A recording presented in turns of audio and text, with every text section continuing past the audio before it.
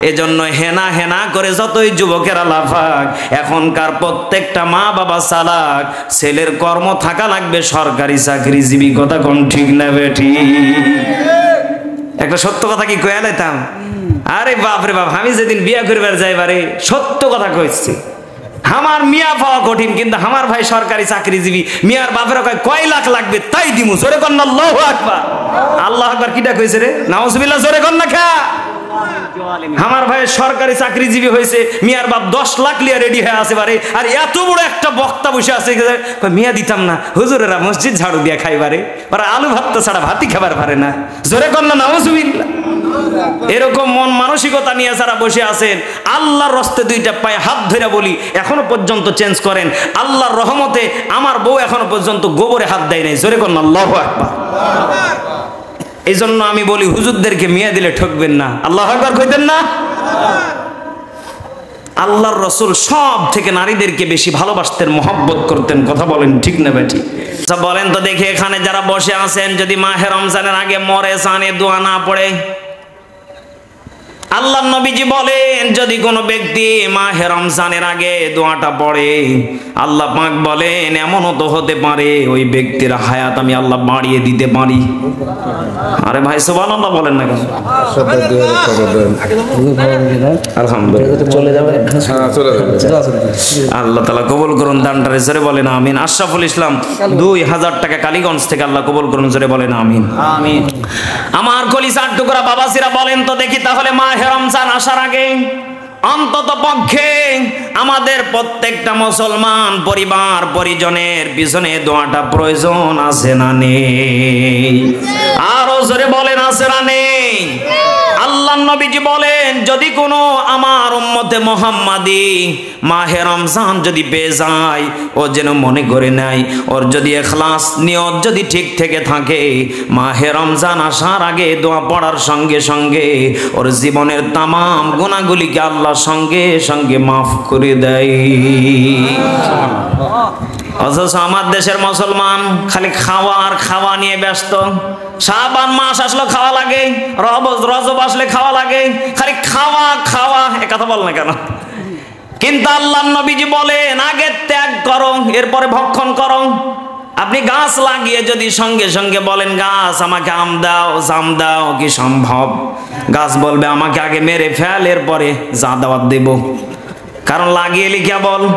অথচ আমার দেশের মুসলমান আগে খাওয়া এরপরে দোয়া।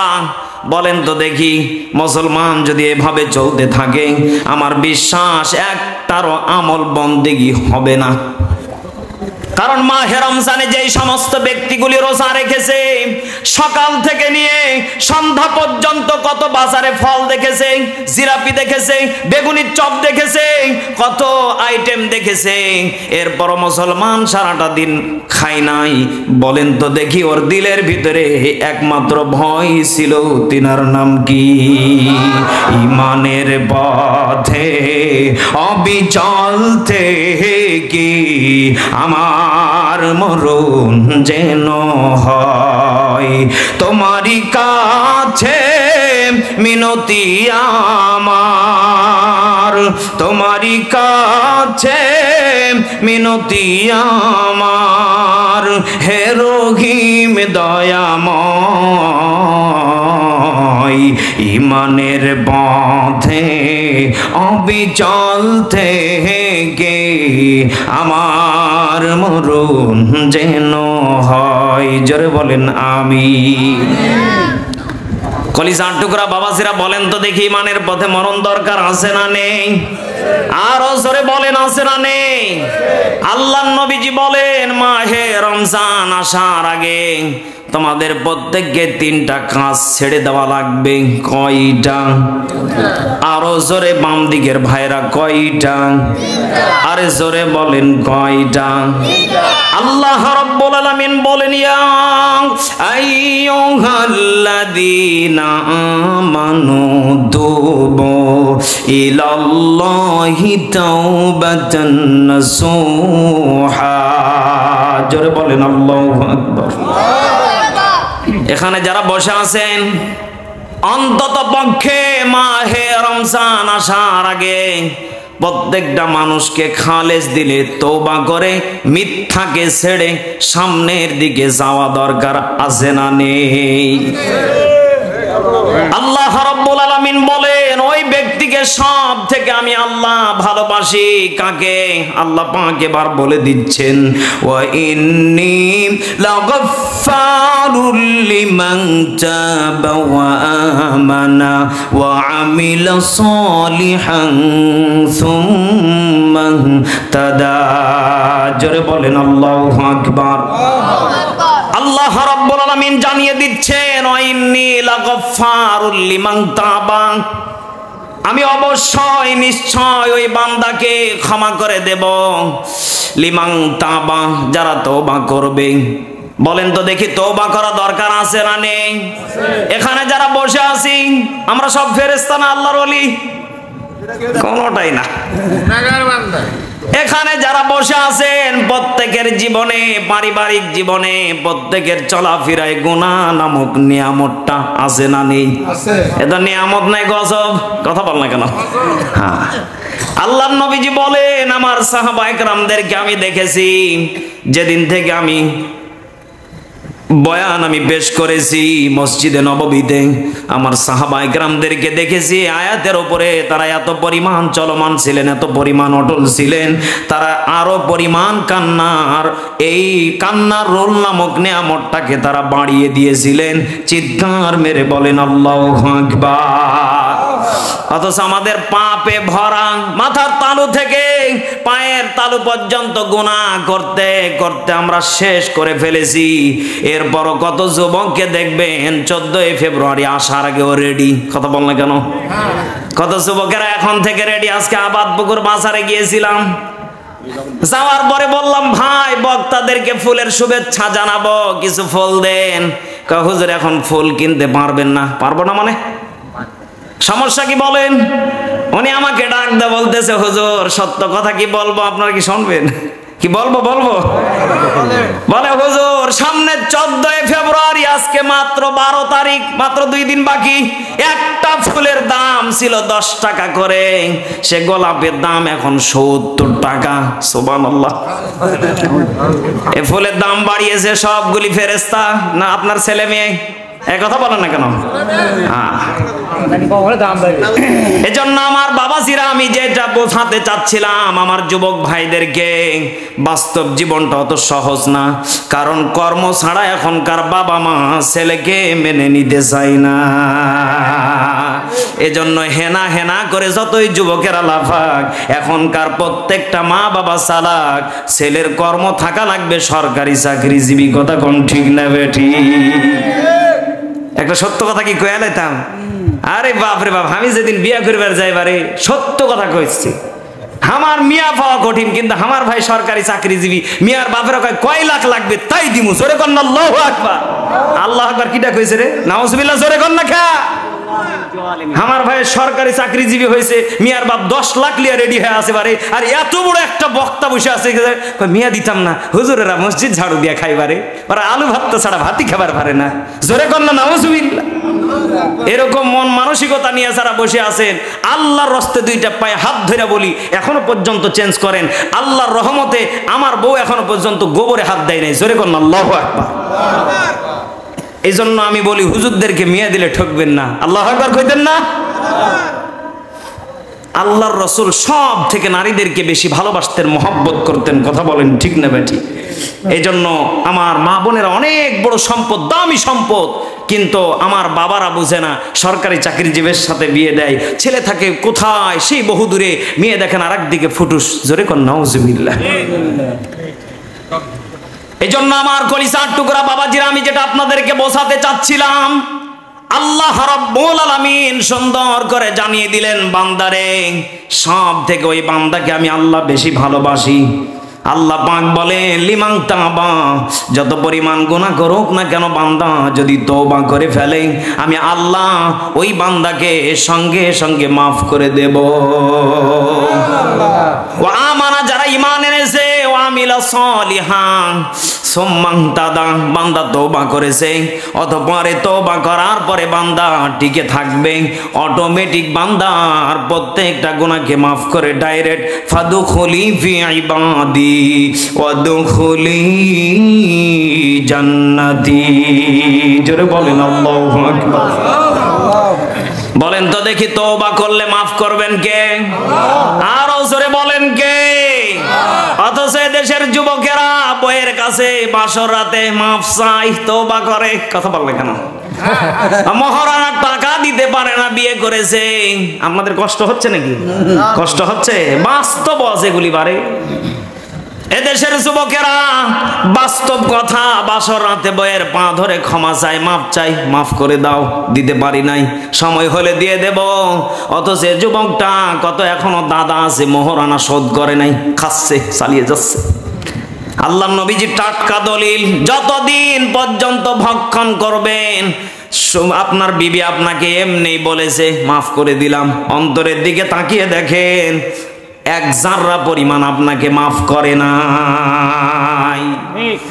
ওটা ভালোবাসার টানে, মিশামিশির কারণে ধোকায় পড়ে বোকা হয়ে মাফ। আল্লাহ নবীজি বলেন, যতদিন পর্যন্ত মহারানা শোধ না করবে ততদিন পর্যন্ত ওটা সুদ, ঘুষ এর মতো পায়খানার মতো খেয়ে যাচ্ছে। জোরে বলেন নাউজুবিল্লাহ। এজন্য কলিজার টুকরা বাবাজিরা বলেন তো দেখি, রহমত, বরকত, নিয়ামত নামক এই জিনিসগুলি দিয়েছেন কে? নারীদেরকে নিয়ামত স্বরূপ পাঠিয়েছেন কে? আল্লাহ পাক বলেন, বান্দা তোমাদের বাবা আদমকে যখন দুনিয়াতে সৃষ্টি করলাম, তোমাদের বাবা আদমকে জান্নাতে একা একা রেখেছিলাম, কথা সত্য? আরে ভাই জোরে কোন সত্য? বাবা আদম যখন একা ছিলেন, আল্লাহর কাছে বললেন, আল্লাহ একা একা ভালো লাগে না, কি করব? আল্লাহ কয়, কি লাগবে সেটা আমি টের পেয়েছি।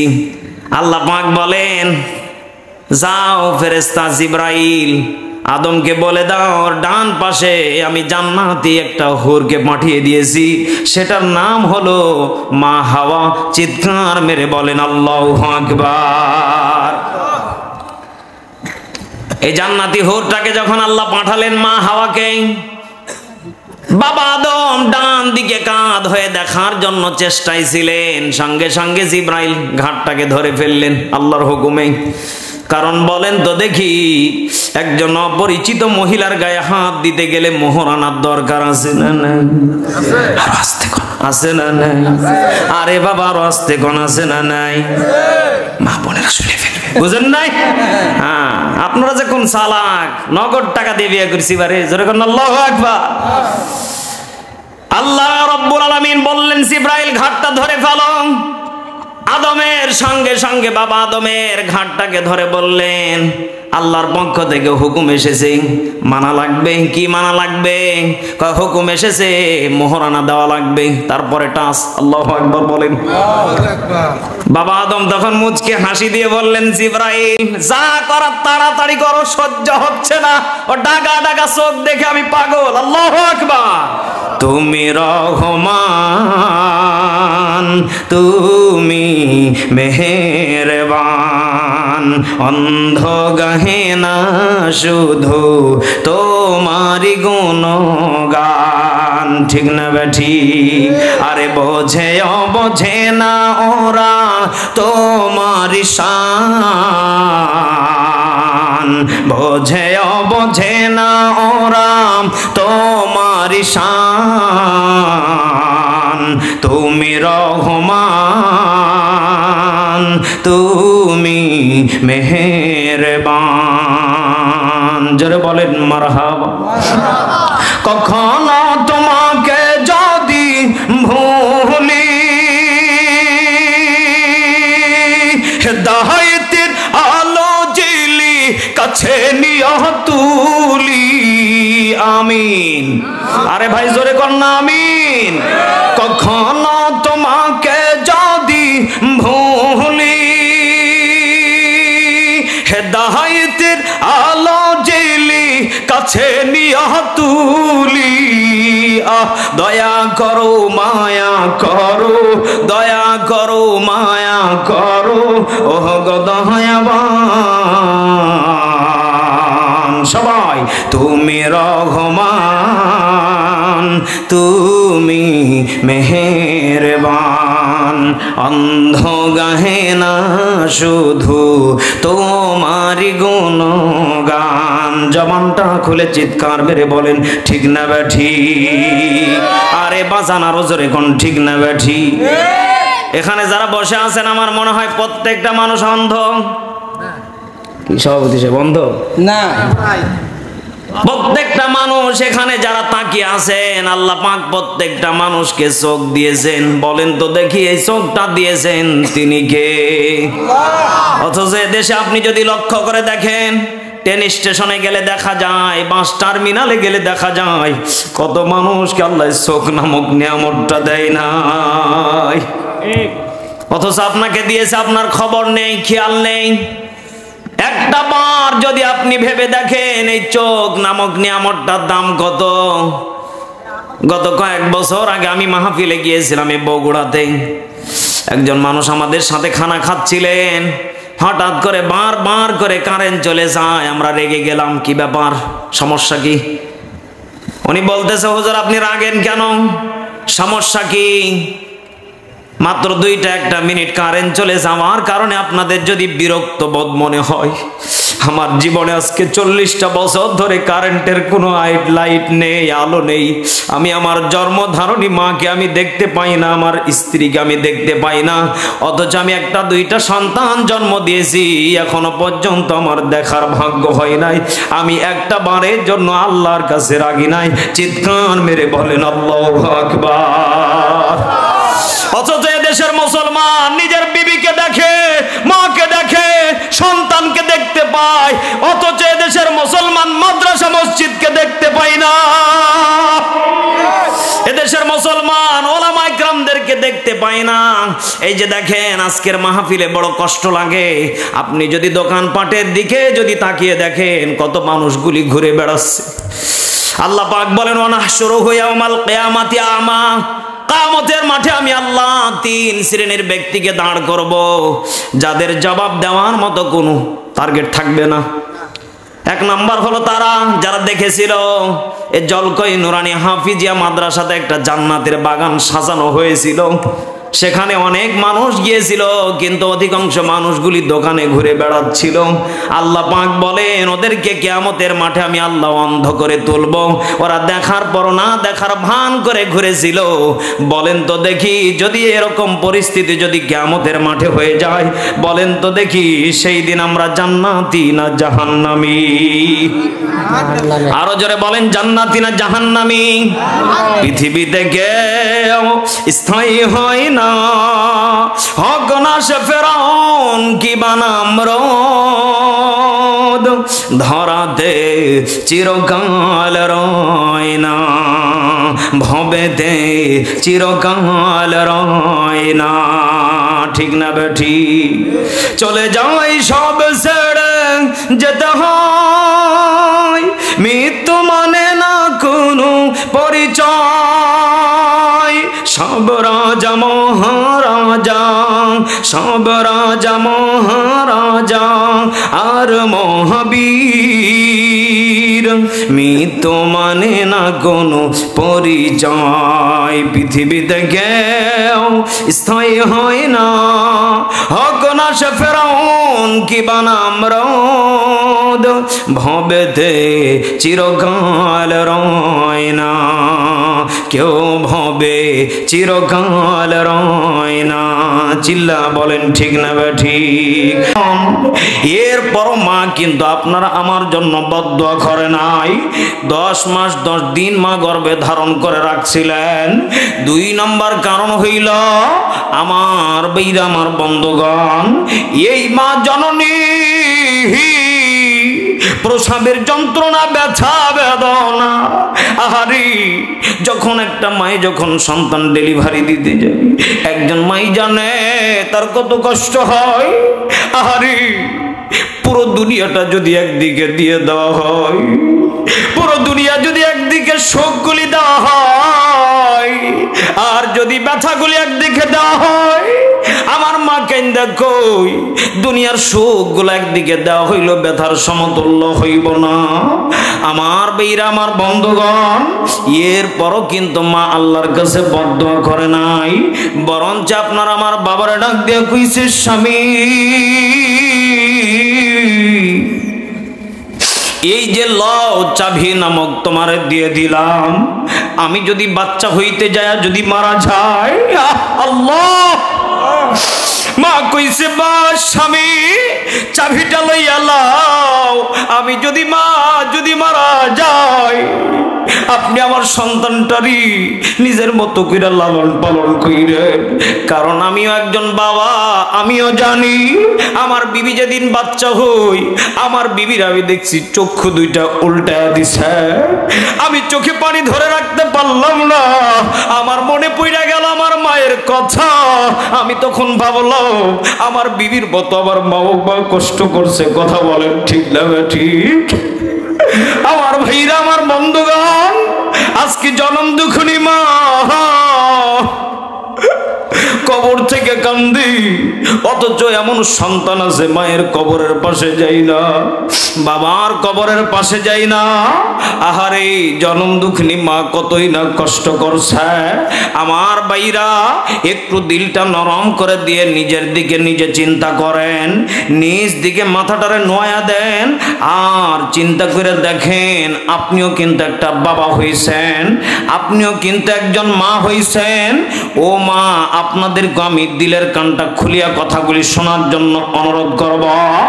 আমার ভাইরা আমার বন্ধুগণ, 3 নাম্বার কারণ হইল আমার মৌলাই কারীম মাকে 3টা কারণে দামি করছে। 3 নাম্বার কারণ হইল এটা, 2টা বছর ধরে আমার মা নিঃস্বার্থভাবে ভালোবাসা দুধ পান করাইছে। কথা বলেন ঠিক না বেঠি? মা নিজের শরীরের যত্ন নিতে পারে নাই, মা নিজে ঠিক মতো খাইতে পারে নাই, মা ঠিক মতো পোশাকগুলা ধুইতে পারে নাই। কারণ বেশি যদি পানি নাড়ানাড়ি করি সন্তানটারে ঠান্ডা লেগে যাইব। কথা বলেন ঠিক না বেটি? মা ঠিক মতো শরীরের যত্ন নিতে পারে নাই, অথচ মা সন্তানটারে বড় করছে। মা তাকায় আছে সন্তানের দিকে, কিন্তু সন্তান তাকায় আরেক দিকে। এ বাজান, আজকে মেহেদী হাসান মেজবার জীবনের কোনো কথা বলতাম না, শুধু একটা মাত্র আমি আপনাদেরকে আমলের কথা বইলা যাই। এই মেজবা কিন্তু এই স্টেজে বসার যোগ্য ছিল না। আজ থেকে 7-8 বছর আগে আমার গ্রামের মানুষগুলি কইতো, আমার বাবারে ফকিন্নি পড়া কেন পড়াইছিস, এই ভিক্ষা পড়া কেন পড়াইতেছিস? অথচ আমার গ্রামের মানুষগুলি এখন কান্দা কান্দা কয়, এই ছেলেটাই আমাদের গ্রামের একটা নক্ষত্র। জোরে কন্যা আল্লাহু আকবার। আমার গ্রাম থেকে বাবাজি প্রায় 20টা সন্তানকে বড় লোক, ছোট লোক, গরিব, ধনী সব মানুষ গুহুলা ওই মাদ্রাসায় দিছে। আমি যেই মাদ্রাসার থেকে পড়াশোনা করছি, প্রায় 20টা বললে ভুল হবে, আমার গ্রামে প্রায় 2 থেকে 3 হাজার মানুষ বসবাস করে। এই প্রায় 30-40টা পোলাপানকে ওই মাদ্রাসাতে দিছিল। আমার মনে হয় আমি সেই দিনও মাদ্রাসাতে গিয়েছিলাম, হুজুরদের সাথে দেখা করলাম। মাত্র 2টা ছেলে মাদ্রাসায় আছে, একটাও টিকতে পারে নাই। কারণ কি জানেন? মানুষের দেখা লোভে পড়ে কোনো কিছু হয় না। কথা বলেন ঠিক না বেঠি? আমার ভাইরা আমার বন্ধুগণ, এই জন্য আমি আমার আব্বাজানদেরকে বলবো, সন্তান হওয়ার আগেই নিয়ত করবেন কবুল করার দায়িত্ব কার? আরো জোরে বলেন কার? হ্যাঁ বাবাজি, শুধু পড়ালেখা করছি তা না, মা বাবার রাখা প্রায় 7-8 বছর কুষ্টিয়ার জমিনে পড়ে থাকছি। মাকে 4 মাস দেখি নাই, বাবাকে 3-4 মাস দেখি নাই, কাউরে দেখি নাই।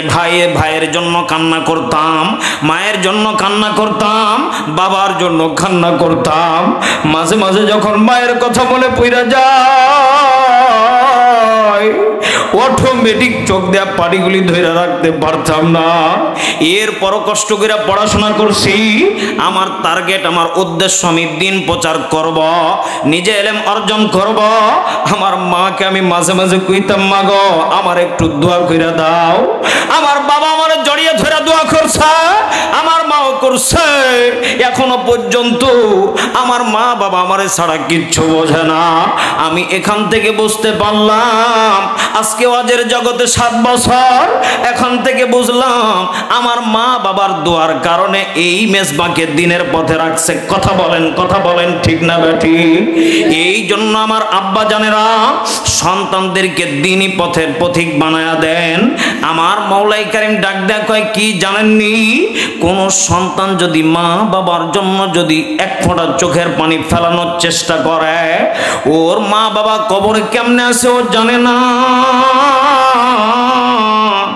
খামোখায় কান্না করে, আমার মা না জানি কেমন আছে, আমার বাবা কেমন আছে।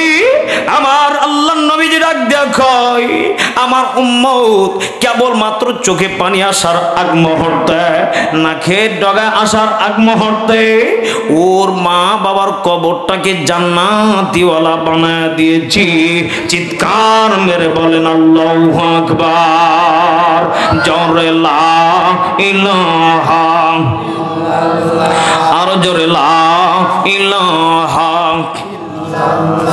জোরে লা ইলাহা, মোহাম্মদ লা ইলাহা। আমার ভাইরা, আমার বন্ধুগণ, কার মা নাই একটু হাতটা তোলেন তো দেখি। হুজুর আমার মা নাই, হুজুর আমার বাবা নাই। হুজুর জানেননি আমার বাবা রোদের দিকে তাকাই নাই। আরে শীতকে শীত মনে করে নাই, আরে কুয়াশাকে কুয়াশা মনে করে নাই। আরে আমি মেজবা আমার বাবাকে দেখেছি রাত 3টার দিকে 4টার দিকে গম কাটার জন্য, জাউ কাটার জন্য আমার বাবাকে দেখেছি রাত 3টার দিকে আমার মা রুটি বানায়া দিচ্ছে। আর আমার বাবা সাইকেলের পেট্রোল মাইরা 10 কিলোমিটার দূরে, 20 কিলোমিটার দূরে এই ঠান্ডা রাত্রিবেলা গম কাটার জন্য গেছে। এ মুসলমান, একটা বারো কি মায়া লাগে না? ওই বাবা আজকে কবরে। জানেননি আমরা তো আজকে গোস্ত পোলাও খাই। এমন একটা সময় ছিল আপনার আমার বাবা ওই ভাতের মার পানি খাইয়া, আপনার আমার দাদা ভাতের মার পানি খাইয়া জীবনটারে কাটাইছেন। কথা বলেন ঠিক না বেটি? এই জন্য আমার বীর, আমার বন্ধুগণ, একটু মা বাবার জন্য কোন মায়ের সন্তান আছেন একটু হাতটা তোলেন তো দেখি। হুজুর আমার মা নাই, হুজুর আমার বাবা নাই, হুজুর আপনি মুসাফির মানুষ, একটু দোয়া করে দেন। আমার ভাইরা, আমি মন প্রাণ খুলে দোয়া করে দিব। কার মা নাই, কার বাবা নাই একটু হাতটা তুলেন তো দেখি। মায়া করে একটা বার ঢাক দিয়া কন্যা রব্বিরহামহুমা কামা রব্বায়ানি সগীরা। এ মুসলমান ভাইরা, হাতটা নামান। আমার মওলাই কারীম ডাক দেখো, এই গোলাম জানেননি? এই গোলাম জানোসনি? তুমি যেদিন মারা যাইবা তোমার বিবি 50 বছরের 20 বছরের বিবিটা ডাক দেয়া কইব, আমার স্বামী আমার জন্য কি রাইখে গেল।